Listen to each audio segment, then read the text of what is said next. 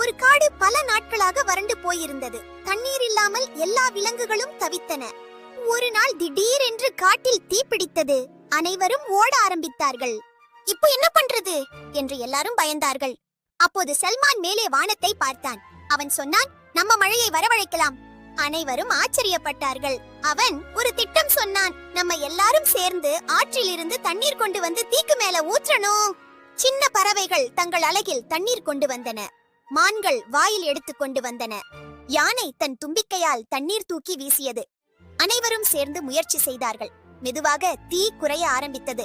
அந்த நேரம் வானம் கருமையாக மாறியது. பின்னர் மழை பெய்ய ஆரம்பித்தது. தீ முழுவதும் அணைந்தது. மழையில் காடு குளிர்ந்தது. அனைவரும் மகிழ்ச்சியாக, சல்மான், நீதான் எங்களை காப்பாத்திட்ட என்றார்கள். சல்மான் சிரித்தான். அந்த நாள் எல்லோரும் கற்றுக்கொண்டார்கள்.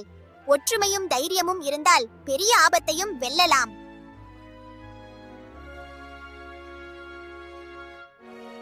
கதை பிடித்திருந்தால் லைக், ஷேர், சப்ஸ்கிரைப் பண்ணுங்க. சுட்டி பாய் டிவிக்கு ஆதரவு தாங்க.